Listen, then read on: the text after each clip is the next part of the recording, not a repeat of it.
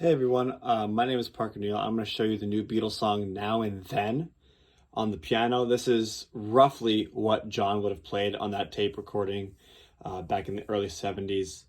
And it's not a perfect match because it just came out literally at 10 a.m. today, but we're going to give it a shot here. I'm going to give you the rundown of each section. I'm not going to play all through it because I don't want to get a copyright strike and have this taken down. But for you music theory people out there, I'm going to be moving at a more advanced level just to break down some of the chords and the voicings. So this song is generally in A minor, and the song starts with an A minor chord. And feel free to pause at any time to pick up on some of these notes. Like I said, I'm going to move a little bit quicker. But our A minor chord, second inversion here.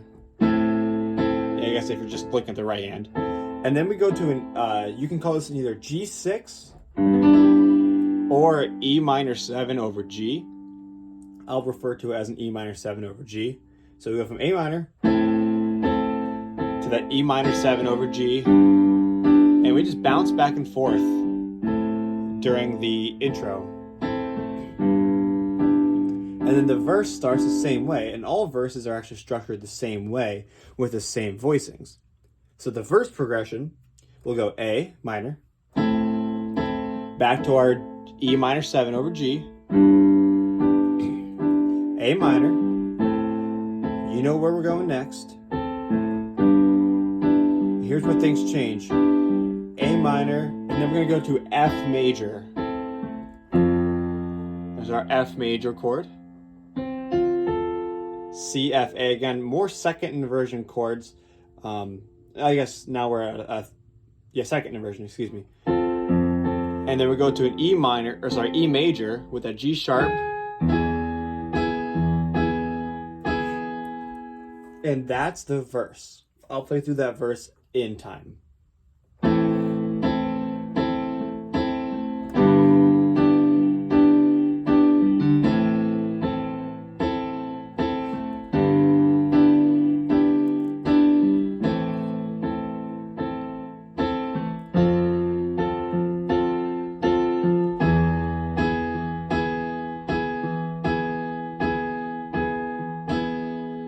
And then as we get into the post-verse, as I like to describe it, this little transition between the verse and the chorus, we have this unique little voicing here. A in the bass, and a C major 7 here in the right hand, but if you spell it all out, it's just A minor 9.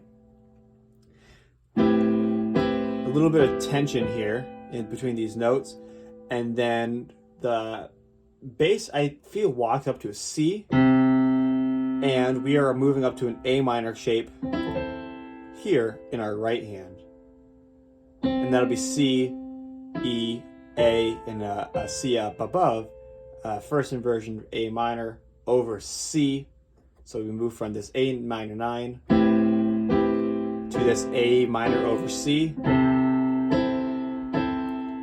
And this is going to be our pivot chord to the chorus where we land on a G chord.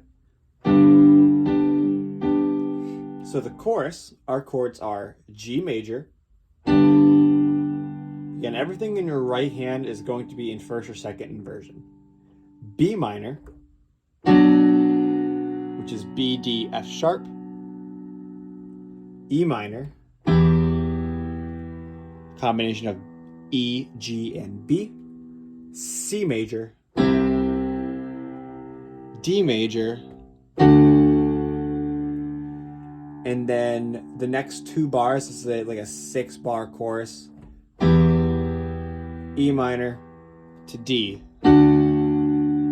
before we go back to the verse. So this is chorus 1. There's actually 2 separate choruses in this song. So here's that chorus play through at speed, and I'll shout out the chords as I go. We have our G chord. The chords are double as long to B minor,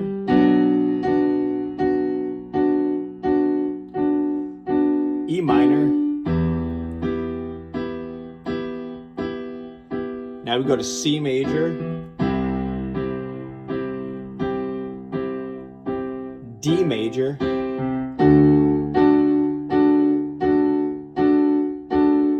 E minor, and D major. And then we transition back into the verse. And we know that section from earlier. Go ahead and go back to it if you need it. Again, those verse chords, A minor, E minor 7 over G, and we bounce back and forth a couple times, and then F major, E major. So looking at the second chorus, right before the George Harrison slide guitar solo, which is just beautiful. Our second chorus starts the same exact way. Those first 5 chords are all the same. G major, B minor, E minor, C major, D major, and instead of going to that E minor like we did the last time, we're going to take this F sharp here, drop it to an F natural, and this is where that slide guitar solo starts. We go from that D major to a D minor, which sounds like this. And here's that D minor. And we're in that guitar solo right now. So that guitar solo, the first 4 bars are D minor to C, which is just a really nice transition. Same thing. Back to C from D minor. And then we take this and basically move up a step to E minor, A minor, and then we're going to go to D major with F sharp in it. And this tension will start to build as we go to D minor, and then G major, before we go back to a third verse. So, again, I'll play that guitar solo at length here. It's really nice. If you want to add the 7th above to mimic the slide guitar, you can do that. And when you're going from that D minor to that C. But here's that guitar solo. D minor. To C,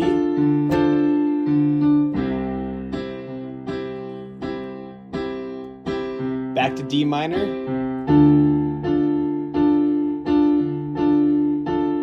back to C,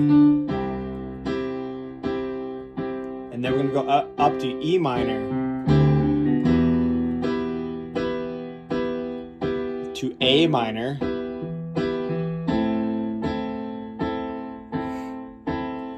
followed by D major, and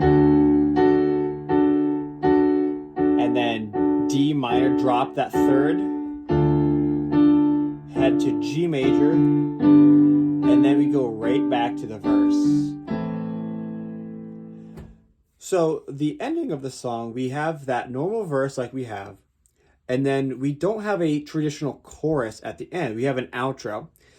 So here's that transition from the verse to the outro. I'll do the last 3 chords of the verse, which are the A minor, F, to E major, and the outro is a little bit more slide here, but we gotta go G major to E7, and that E7 adds a D chord, or the note D. And then we go to A minor, and that kind of just keeps repeating itself. We have that G major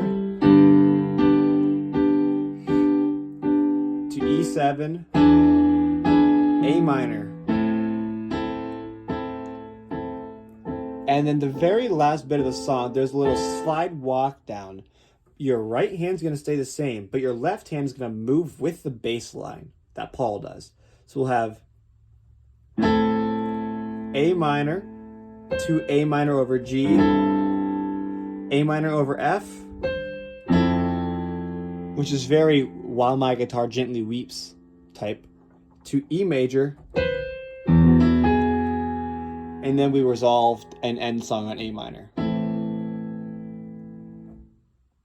So here's that outro at tempo, G major start.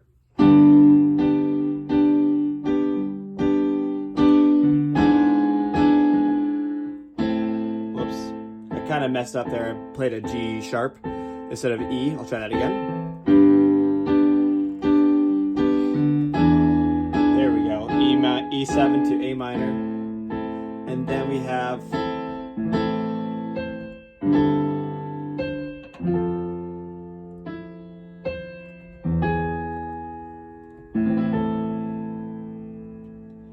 and that little walk down at the end, it's kind of swung and syncopated.